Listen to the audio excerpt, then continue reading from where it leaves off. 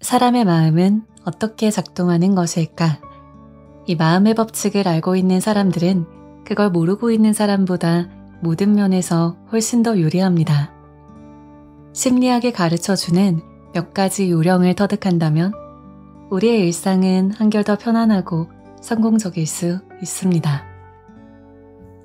심리학자가 쓰는 말을 배우고 사용해보세요. 세상을 설명할 수 있으며 인생의 거의 모든 상황에서 도움을 얻을 수 있을 겁니다. 자기 자신은 물론이고 상대방 또한 원하는 방향으로 이끌 수 있을 겁니다. 세상에서 가장 강력한 무기가 되어줄 수도 있을 겁니다.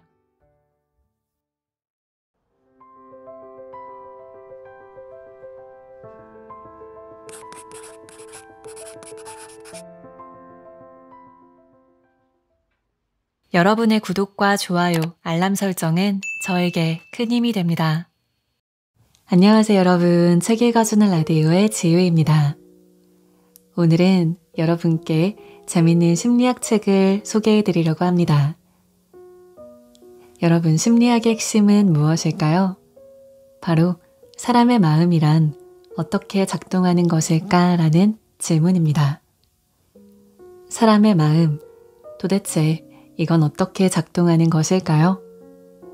사람들 사이의 관계 속에서 나도 그렇고 주변 사람들도 그렇고 도대체 어떤 마음으로 그런 말과 행동을 하는지 이해되지 않는 상황도 있습니다. 그런데 우리가 심리학 지식을 알게 된다면 우리 자신의 마음과 행동을 효과적으로 컨트롤할 수 있을 뿐만 아니라 우리의 주변 사람들의 마음과 행동이 어떻게 작동하는 것인지도 볼 수 있는 눈이 생길 거예요. 이렇게 실용적인 심리학, 이 마음의 법칙을 우리가 알게 된다면 우리는 인생에서 훨씬 더 자신에게 유리한 상황을 스스로 만들 수가 있다고 합니다. 오늘 여러분과 함께 할 책은요, 독일에서 가장 주목받는 심리학자인 저자 폴커 키츠 그리고 마누엘 투시의 마음의 법칙이라는 책입니다. 이 책에는 총 51가지의 심리학 지식이 남아있는데요. 오늘 여러분께는 그 중에서 7가지 마음의 법칙을 다뤄보도록 할게요. 이해하기가 어렵거나 낡은 이야기, 이론이 아닙니다. 이 책에 나오는 이야기들은 일상 속에서 우리가 마주하는 문제들을 효과적으로 해결하고 또 원하는 대로 나 자신을 만들어 나가고 내 주변 사람들도 움직일 수 있는 마법 같은 심리학 도구에 대한 이야기입니다. 우리가 버겁게 느낄 때가 많은 일, 사랑, 관계의 문제들이 있죠. 우리가 이 심리학을 알게 된다면 이 모든 문제가 조금 더 쉽게 느껴질 수 있을 겁니다. 자, 그럼 보다 매력적이고 끌리는 사람이 되도록 도와주는 마법 같은 심리학 지식이 가득한 오늘의 책 이야기 속으로 지금부터 같이 들어가 보겠습니다. 끌리는 사람이 되고 싶다면 당신은 오랜만에 남편과 함께 촛불 켠 레스토랑의 테이블에 앉았습니다. 훌륭한 요리, 아름다운 음악, 기분 좋은 대화, 모든 게 완벽합니다. 물론 금발의 매력적인 여종업원이 당신 남편의 취향에 정확히 맞아떨어진다는 게 걸리기는 했습니다. 레스토랑에 들어서면서부터 남편이 흘끔거리며 그녀를 훔쳐보는 걸 모르지 않았습니다. 그런데 여종업원이 실수를 연발했습니다. 처음에는 주문받은 것을 혼동했고 또 와인을 흘리는 실수를 저질렀습니다. 마지막으로는 레스토랑을 가득 메운 손님들 앞에서 접시를 떨어뜨리는 소동까지 벌였는데요. 당신은 속으로 혀를 차면서 내심 만족스러운 미소를 지었습니다. 저런 여자가 내 경쟁 상대일 리가 없어. 남편이 금발을 좋아하지만 저런 실수투성이를 좋아하는 건 아니니까. 마침내 종업원이 계산서를 들고 나타났습니다. 그런데 곁눈질로 훔쳐보니 남편은 그녀에게 상당히 많은 팁을 주는 게 아닌가요? 그건 거의 30%야. 당신이 퉁명스레 쏘아붙였습니다. 저런 서비스에 왜 팁을 그렇게 많이 줘? 바로 그 서비스 때문에.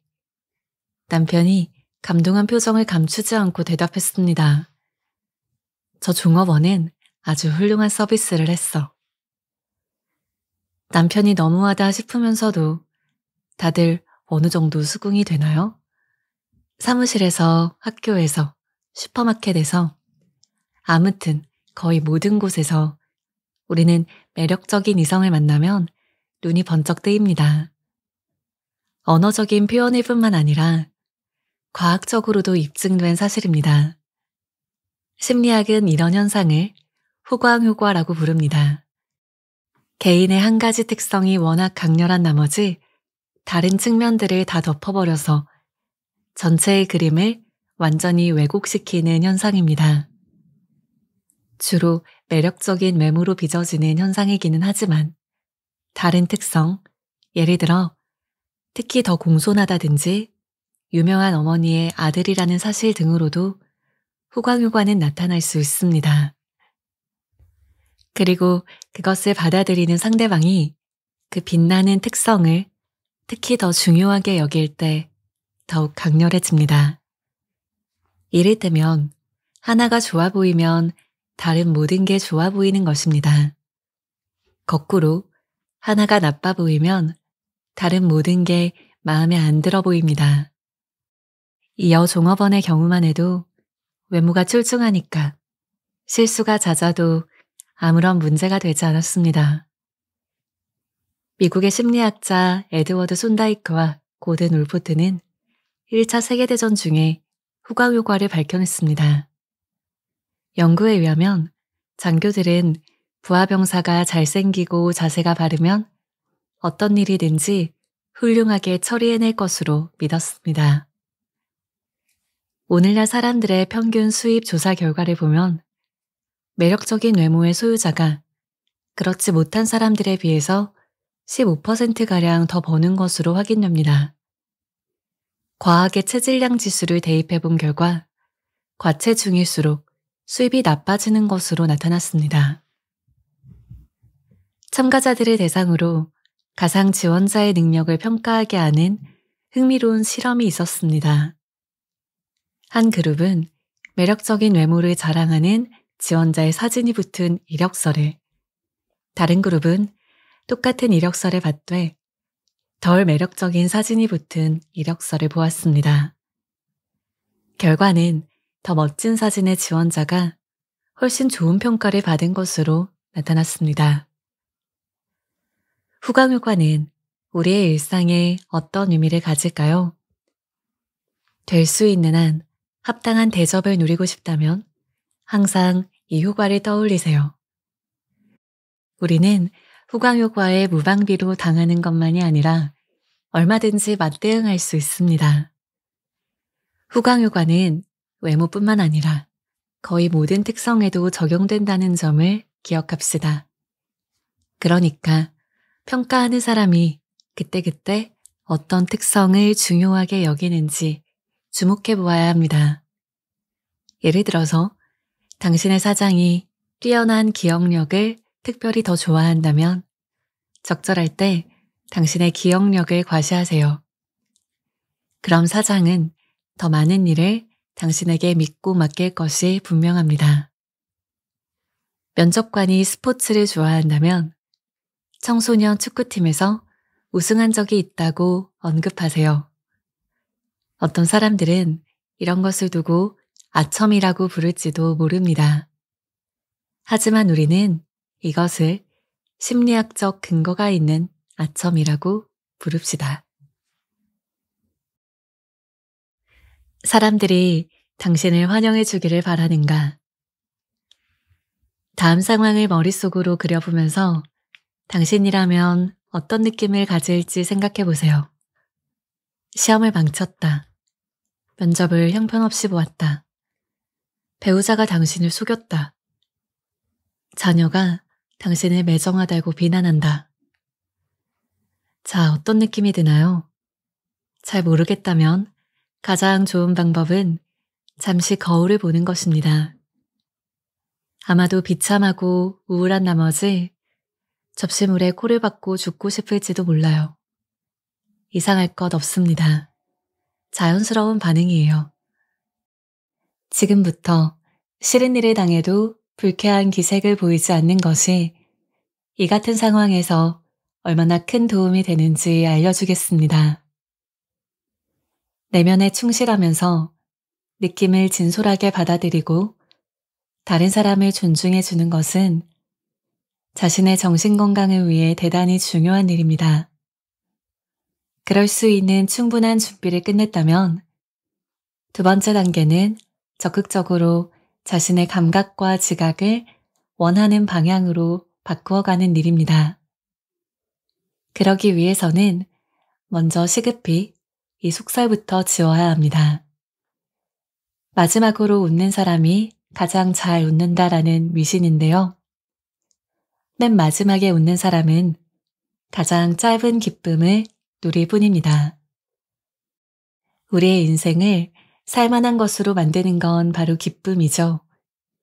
기쁨이 우리를 돕도록 만드는 것이 얼마나 간단한 일인지 확인해 보겠습니다.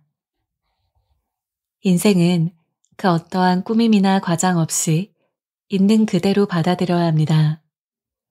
그리고 우리와 더불어 사는 이웃도 있는 그대로 받아들여 주어야 합니다. 다른 사람을 내 생각대로 바꾼다는 것은 안타깝지만 말이 되지 않는 이야기입니다. 대체 언제 당신이 사장을 바꾸었나요? 시어머니가 당신의 생각대로 바뀌던가요?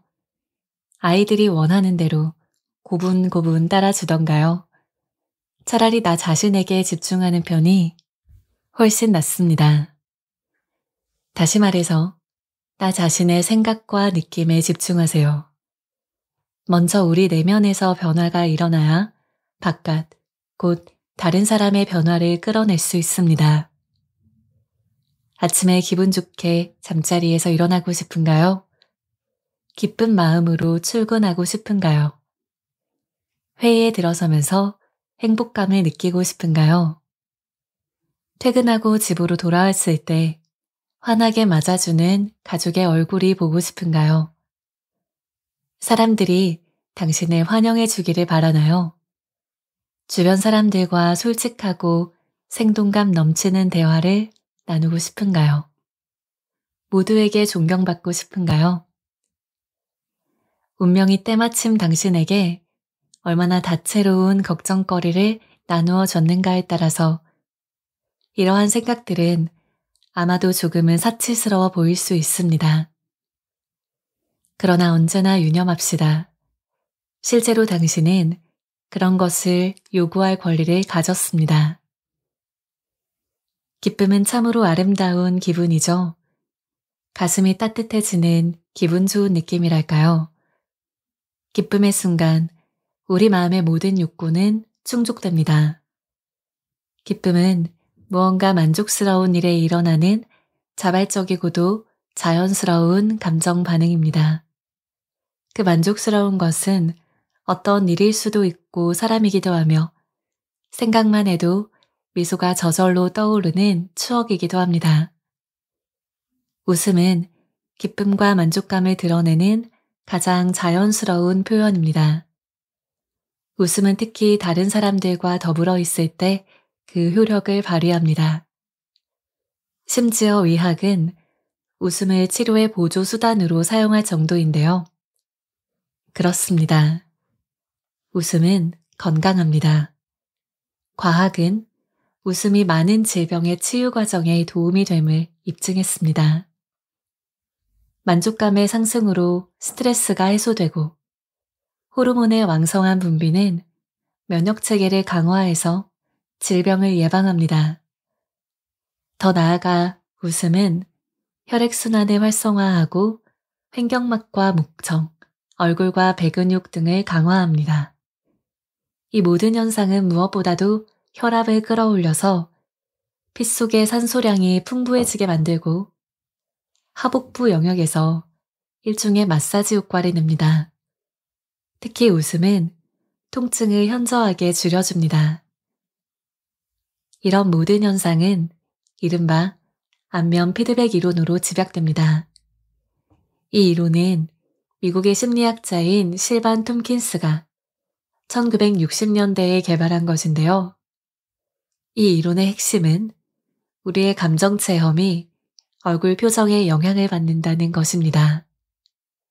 따라서 우리는 표정을 통해서 우리의 감정을 조절하고 원하는 방향으로 이끌 수 있습니다. 기분이 좋을 때에만 웃는 것이 아니라 웃음으로써 기분을 좋게 만들 수가 있는 것입니다. 웃기 위해서 누군가 반드시 기막힌 농담을 해야 할 필요는 없습니다. 우리의 표정은 느낌 체계와 직접 맞물려 있기 때문인데요.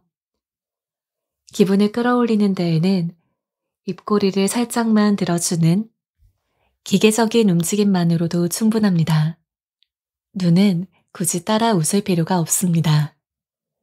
입꼬리만 올려줘도 우리의 두뇌는 좋은 느낌을 저절로 만들어냅니다. 이런 효과는 실험을 통해서도 입증되었습니다. 지금 당장 입술 모양을 미소를 지을 때처럼 만들어 보세요. 만족한 얼굴 표정으로 세상을 거닐어 보는 겁니다. 그러면서 내면 깊숙한 곳에서 어떤 느낌이 올라오는지를 느껴보세요. 놀라운 사실은 또 있습니다. 이런 표정 변화가 다른 사람들과의 만남을 어떻게 바꾸어 놓는지 관찰해 보면 알 수 있습니다. 웃음과 기쁨이 강한 전염성을 자랑한다는 건 누구나 익히 알고 있는 사실입니다.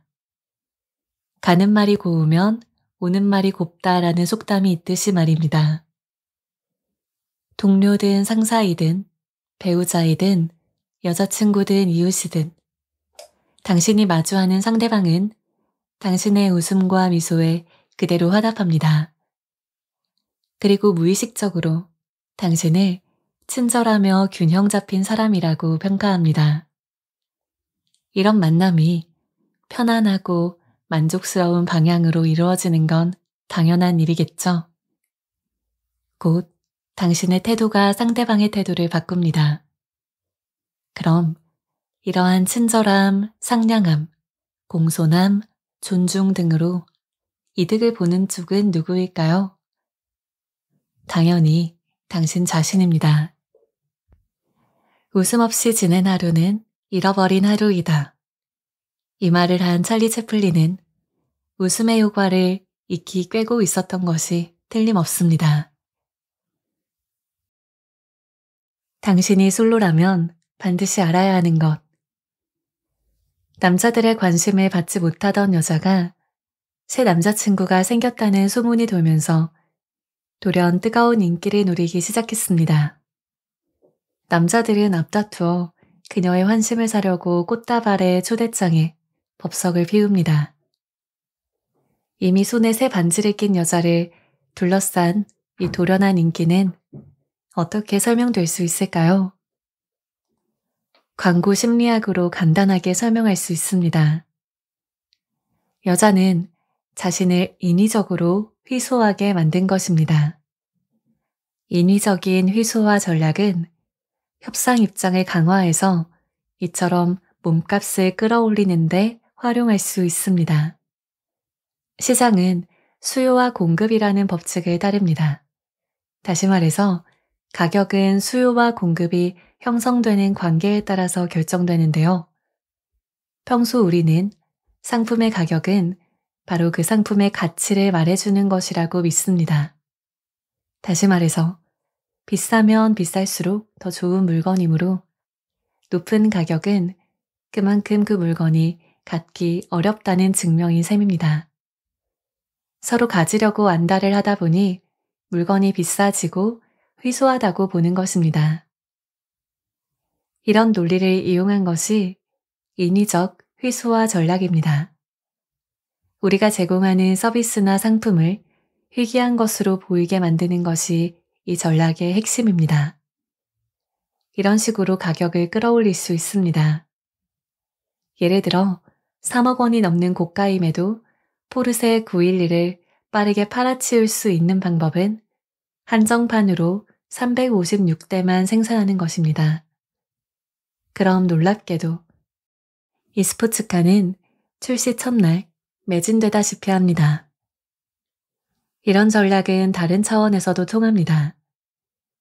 왜 특정 세일 품목은 그토록 짧은 기간에만 집중될까요?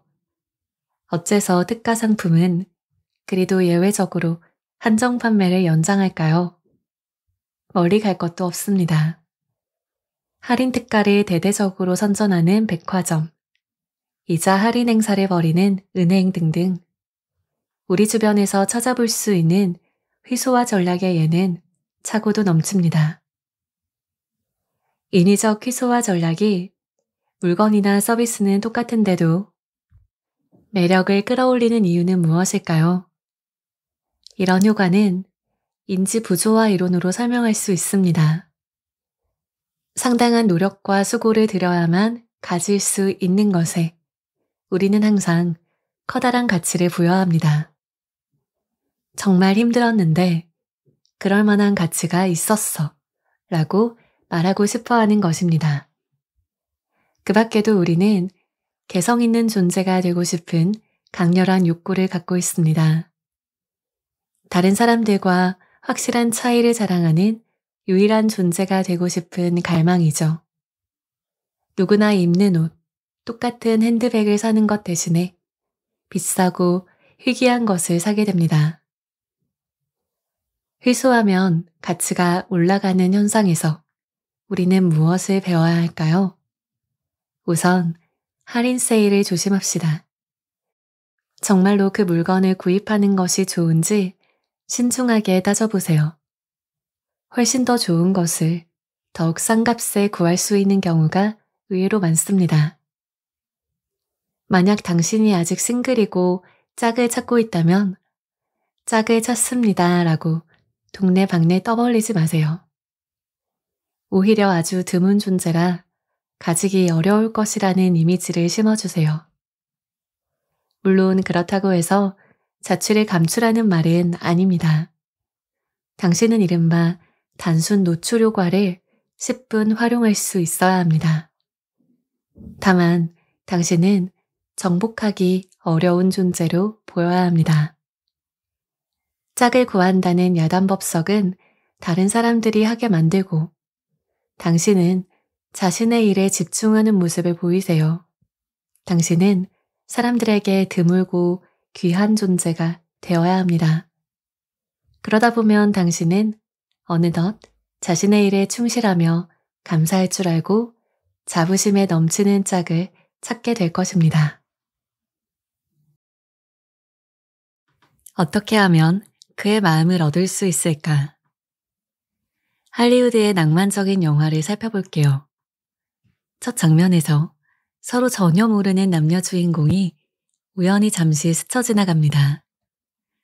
빵집에서 남자는 우산을 잊었고 여자가 우산을 들고 나와서 남자에게 건네줍니다. 두 사람은 서로에게 그 어떤 특별한 호감도 그렇다고 나쁜 인상도 받지 않았습니다.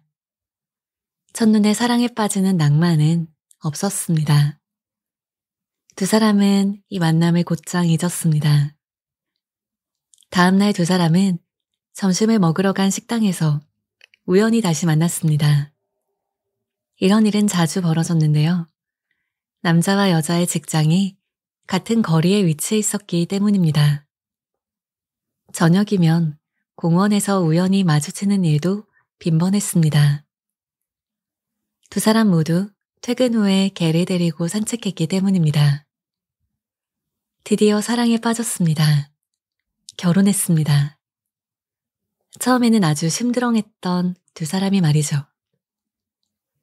할리우드 영화의 전형적인 사례라고 생각되나요? 자, 그럼 우리의 실제 현실을 들여다보겠습니다. 처음에는 서로 아무런 관심을 갖지 않았던 두 사람이 사랑하는 사이로 발전하는 일은 종종 벌어집니다. 우연히 마주치는 일이 자주 생겼기 때문입니다. 이것이 할리우드에서만 볼 수 있는 스토리일까요? 아닙니다. 이건 과학적으로 증명된 사실입니다. 이런 작용을 단순 노출 효과라고 부릅니다. 미국의 심리학자인 로버트 자이언스가 1968년에 발견한 현상으로 이 효과는 마주침이나 접촉의 빈도가 잦을수록 그 사람을 좋아하게 된다는 것을 뜻합니다. 어떤 사람을 의도적이든 우연이든 자주 마주칠수록 우리는 호감과 매력을 느끼게 됩니다. 물론 단 하나의 조건은 있습니다. 첫 만남에서 부정적인 인상을 받지 않아야 합니다. 부정적인 인상을 받은 경우에는 만남이 거듭될수록 반감만 깊어집니다. 그러나 최소한 첫인상이 중립적이었다면 만남의 횟수와 비례해서 호감은 상승합니다. 이 효과는 세미나 실험을 통해서 입증되었습니다. 세미나에 은밀하게 학생을 들어가게 했습니다. 물론 이 학생은 누구와도 말 한마디 나누지 않았으며 수업에 참여하지도 않았습니다. 그저 가만히 앉아있다가 끝나면 사라졌습니다. 여러 명의 학생들이 서로 다른 세미나에 참석 빈도를 달리해가며 참여했습니다. 말하자면 A라는 학생은 한 세미나에 1번, B라는 학생은 2번, C는 3번 참석하는 식입니다. 가장 자주 참석한 경우는 15번이었습니다. 나중에 진짜 학생들에게 사진을 보여주면서 사진 속의 인물에게 얼마나 호감이 가는지 물었습니다. 그 결과 그저 참석만 했음에도 출석 횟수가 많을수록 호감과 매력도가 높게 나타났습니다. 누구와 한마디의 말도 나누지 않았음에도 말입니다. 단순 노출 효과의 바탕을 두고 나타나는 것으로는 밀접 효과를 꼽을 수가 있는데 가까이 있는 사람과 친구가 될 확률이 가장 높다는 내용입니다.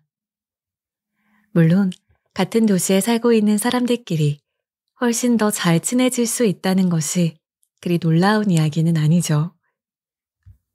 실제로 아파트 같은 층 혹은 대학생 기숙사 입주학생들은 대개 가장 가까이 있는 학생과 친해진다는 사실을 확인해 주었습니다. 같은 복도일지라도 양쪽 끝방에 사는 학생들은 거의 접촉이 없었습니다. 복도라고 해야 불과 몇 미터에 지나지 않음에도 말이죠. 밀접 효과는 얼핏 보기에는 진부하게 들리지만 그 영향력은 실로 강력합니다. 어째서 그런 걸까요? 우리 머리는 거듭 되풀이해서 일어나는 똑같은 상황을 보다 효율적으로 처리하기 위해서 도식이라는 것을 만들어냅니다. 어떤 특정한 도식이 보다 빈번하게 작용할 수 있도록 우리 두뇌에서는 처리 유창성이 올라갑니다. 두뇌의 작용 방식을 설명하는 심리학 용어인 처리 유창성은 우리의 뇌가 머릿속에 떠오르는 과정을 물 흐르듯 매끄럽게 하려는 경향이 있다는 걸 설명합니다.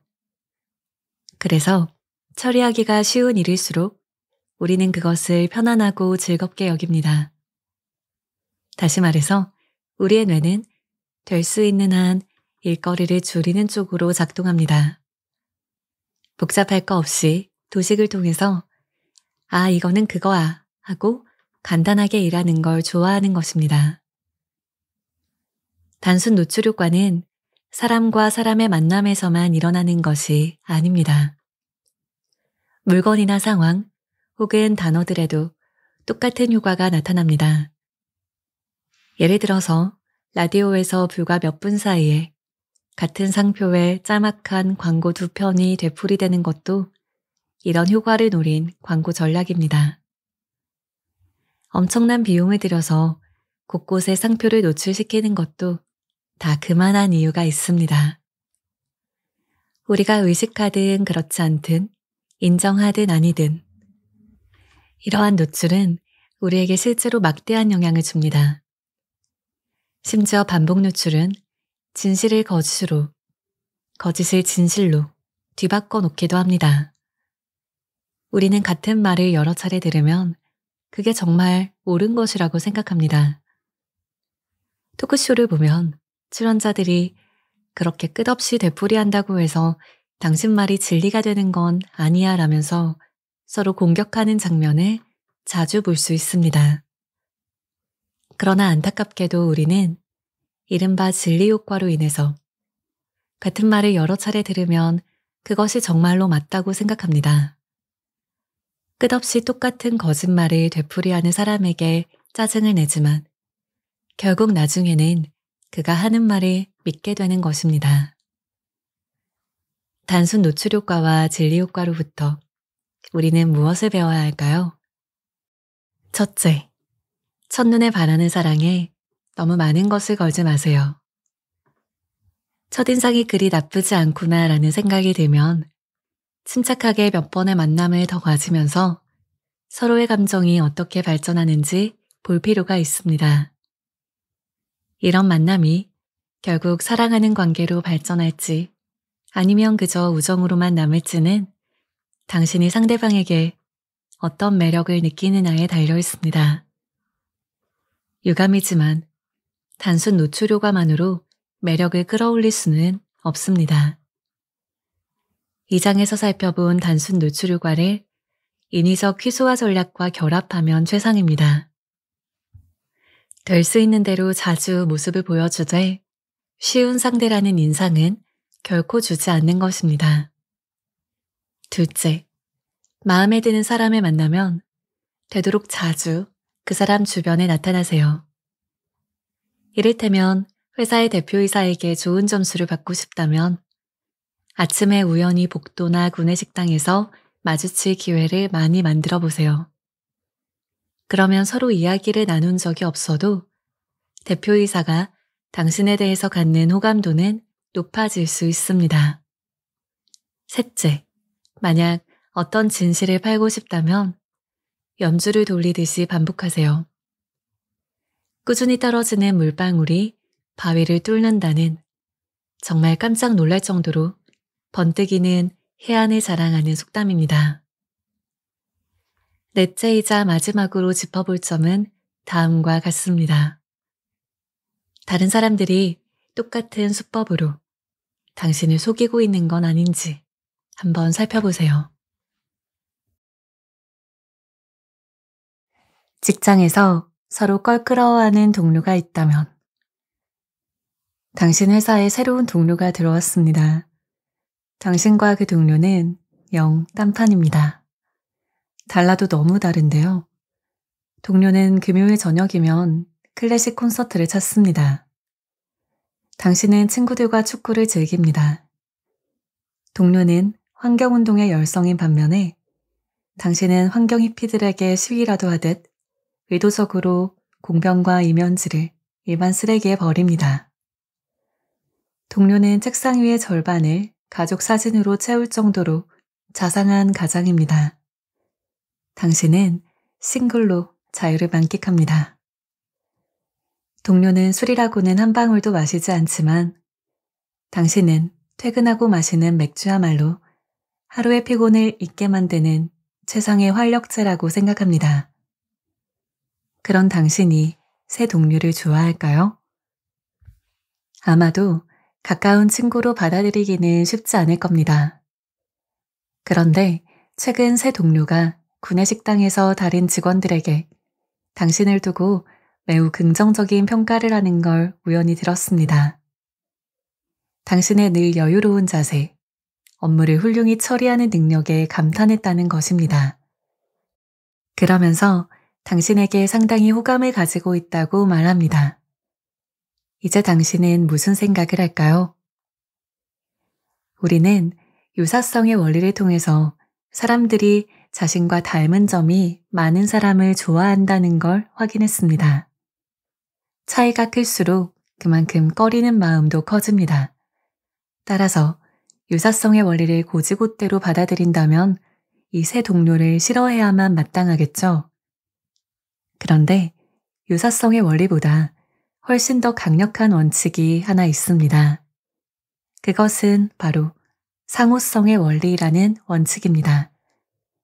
이 이론에 따르면 우리는 우리 자신을 좋아하는 사람을 편안하게 여기고 호감을 가집니다. 이 원리는 심지어 나와 조금도 비슷하지 않아서 평소라면 강한 거부감을 갖는 사람일지라도 적용됩니다. 말하자면 상호성의 원리는 유사성의 원리를 간단하게 제압합니다. 사랑받고자 하는 욕구가 그만큼 강렬하기 때문입니다. 어떤 사람이 나를 좋아한다는 것을 알게 되면 다른 모든 원리는 깨끗이 무시됩니다. 그리고 상대에게 곧장 사랑으로 보답합니다. 일상에서 상호성의 원리는 때로는 비극을 불러오기도 합니다. 어떤 소문을 듣거나 상황을 잘못 해석하는 바람에 상대에게 앙심을 품는 일이 생기는데 전형적인 사례가 인사하는 것을 깜빡해서 생기는 오해입니다. 아는 사람을 우연히 슈퍼마켓에서 만났다고 해볼게요. 반가운 마음에 인사를 했는데 곧장 답례가 돌아오지 않으면 우리는 칼을 맞은 것처럼 쓰라림을 느낍니다. 저 사람이 나를 좋아하지 않았구나. 그럼 나도 좋아하지 말아야지. 이렇게 해서 우리는 상대의 인사를 거부할 뿐만 아니라 눈길조차 마주치지 않으려고 합니다.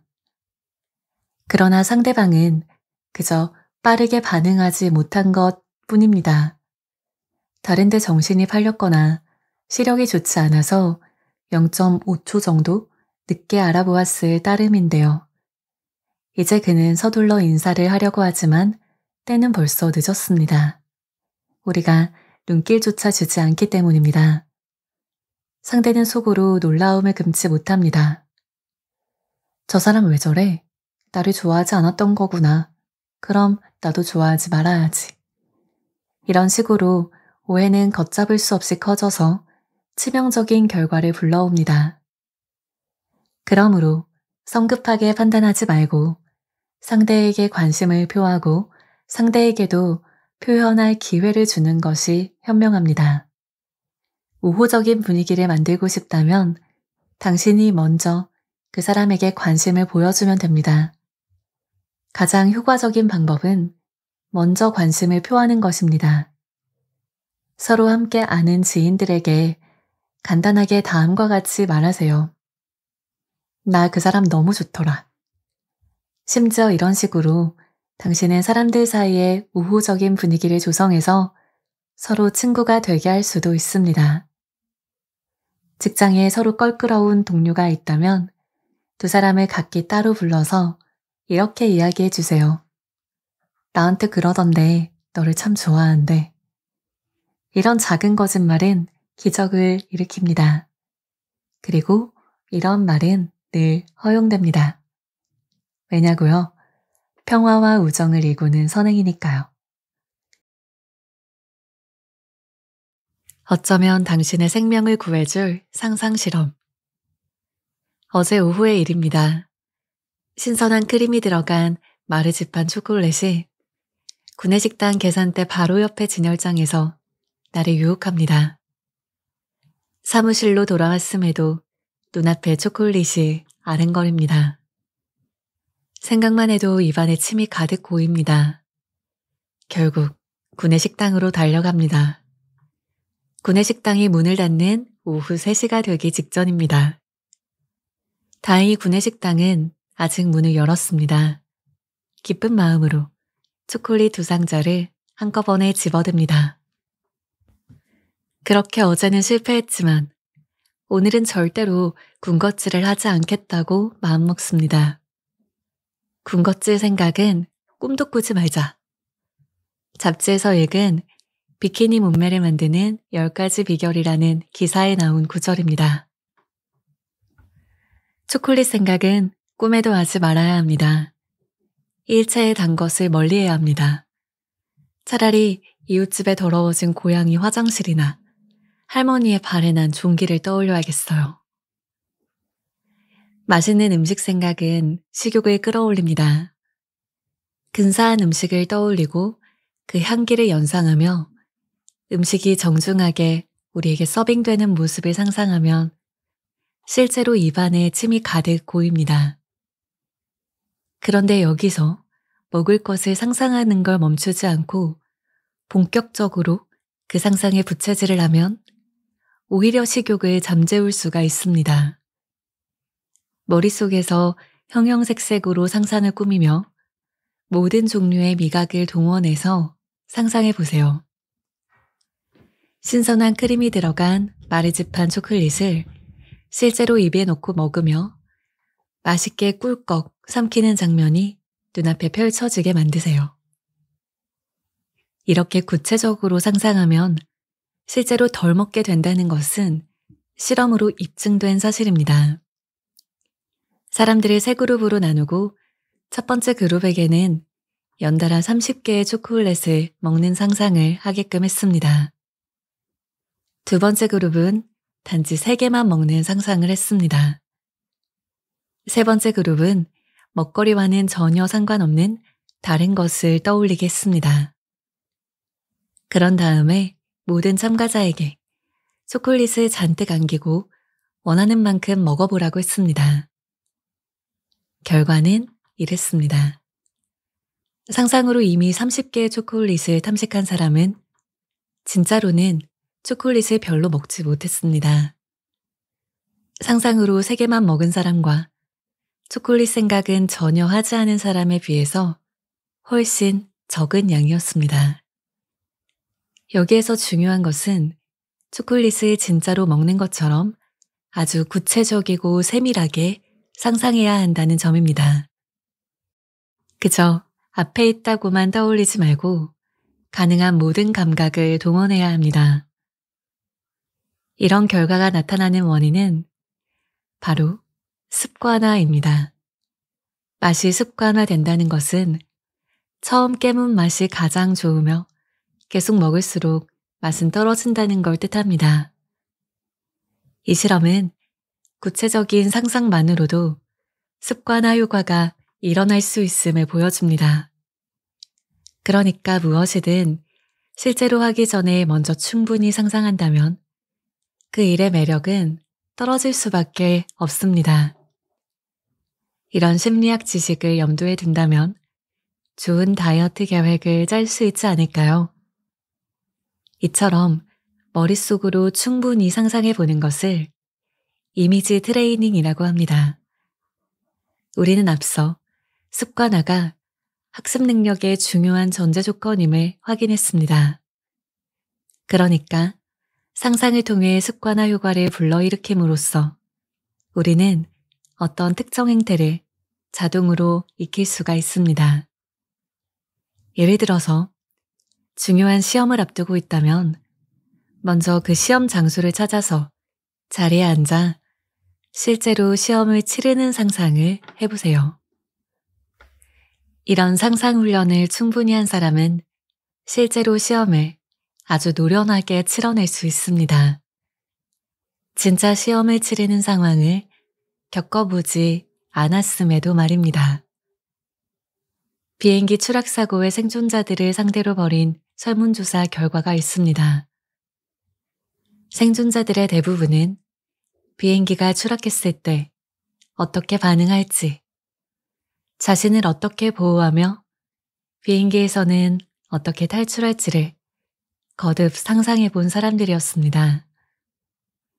다음번에 비행기를 타거든 승무원이 산소 마스크 쓰는 법을 설명하는 동안에 신문만 뒤적이지 말고 추락의 상황이 온다면 어떻게 해야 할지 상상해 보세요.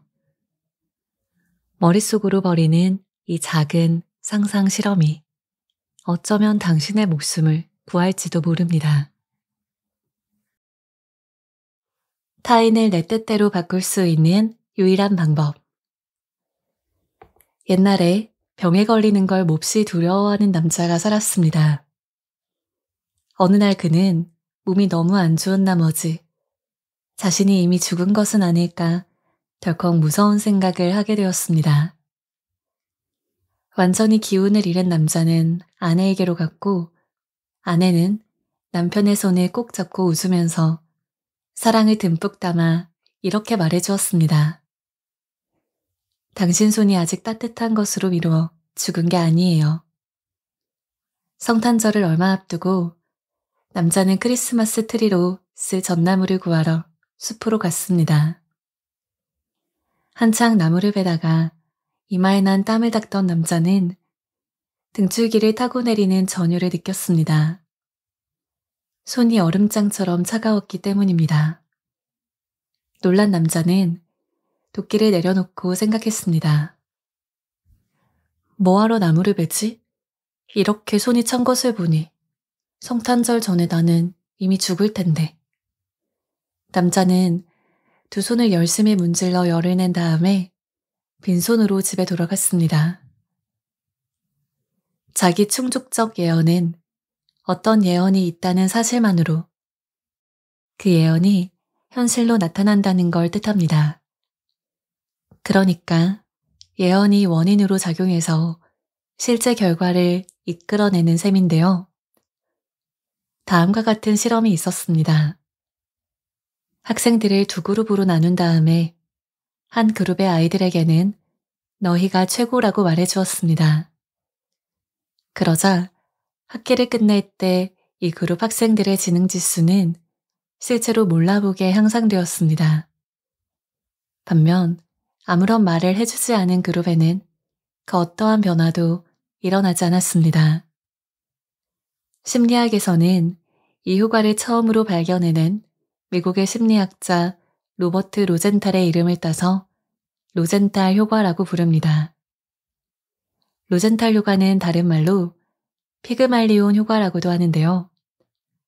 자신이 만든 여인상을 사랑한 피그말리온의 정성에 감동해서 여신 아프로디테가 조각상에 생명을 불어넣어 주었다는 신화에서 따온 명칭입니다. 이처럼 타인의 기대나 관심으로 능률이 오르거나 결과가 좋아지는 현상이 자기 충족적 예언입니다.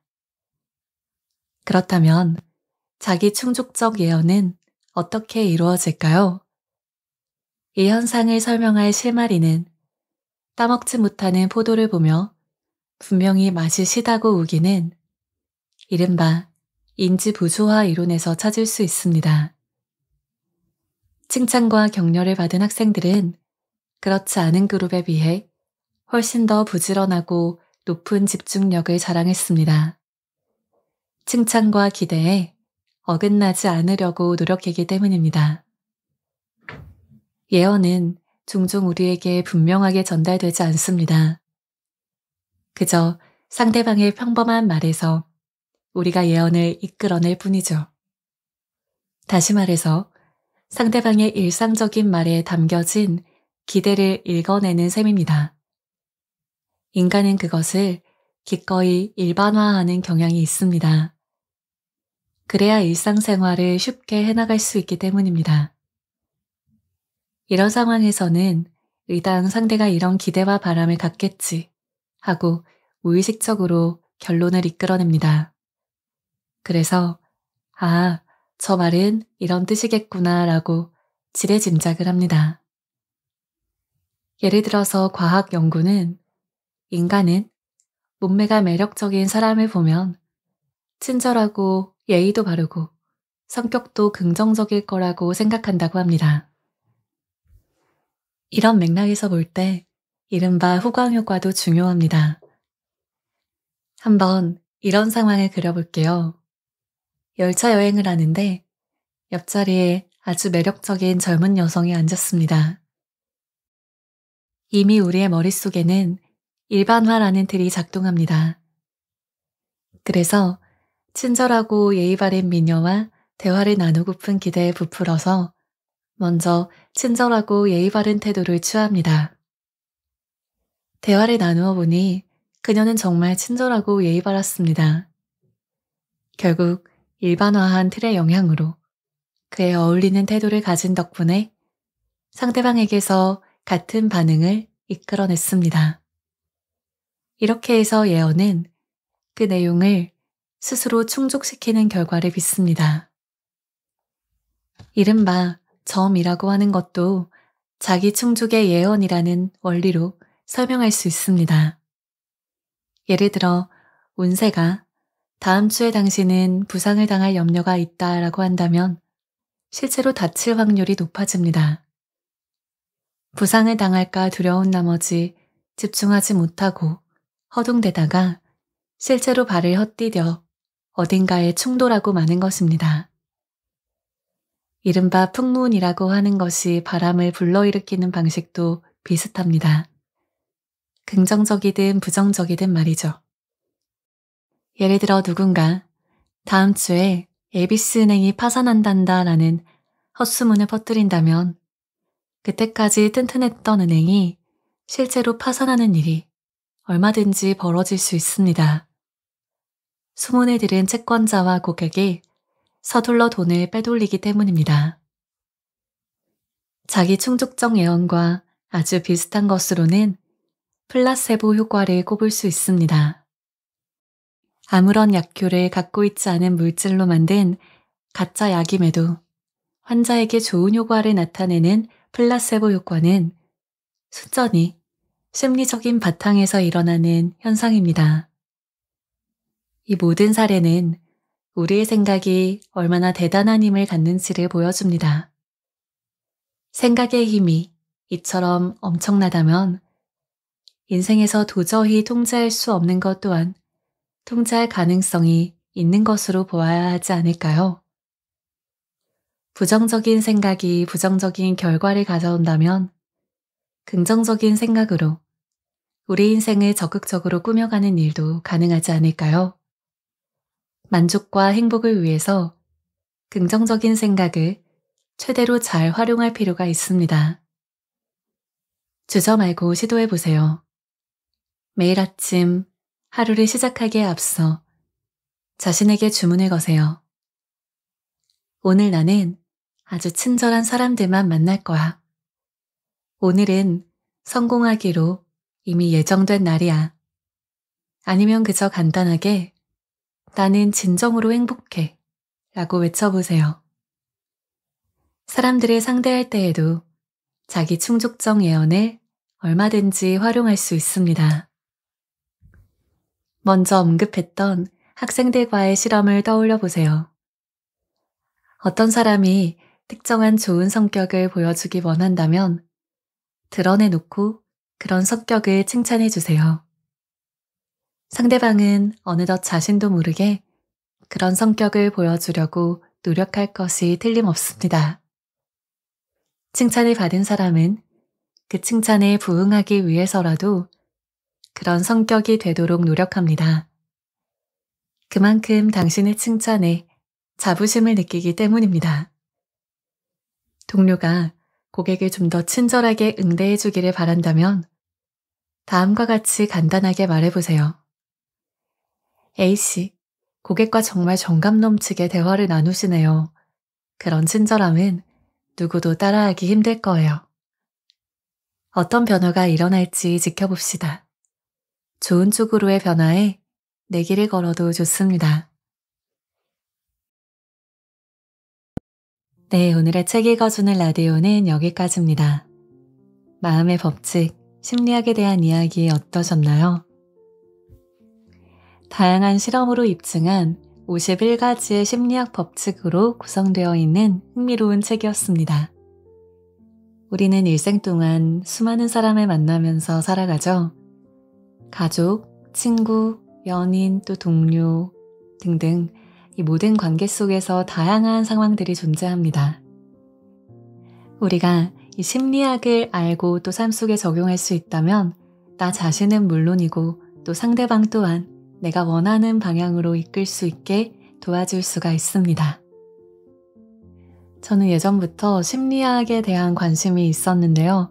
심리학과를 나오지는 않았지만 유난히 심리학에 대한 책들이 참 재밌게 읽히더라고요. 근데 이게 단순한 재미, 흥미를 넘어서 인생을 살아가면서 반드시 또 알아야 하는 강력한 도구 중에 하나라는 걸 이번 책을 통해서 또 느끼게 되었습니다. 여러분들도 심리학에 관심을 가지고 이 책을 곱씹어서 읽어보신다면 원하는 것을 얻기 위해서 우리가 가질 수 있는 어쩌면 세상에서 가장 강력한 도구 중에 한 가지를 여러분도 얻게 되실 수 있을 거라는 생각이 드네요. 그럼 오늘의 이야기는 여기에서 인사를 드리고요. 저는 다음 라디오로 또 유익한 내용으로 여러분께 인사드리겠습니다. 모두 편안한 밤, 달콤한 밤 보내시기를 바랍니다. 감사합니다.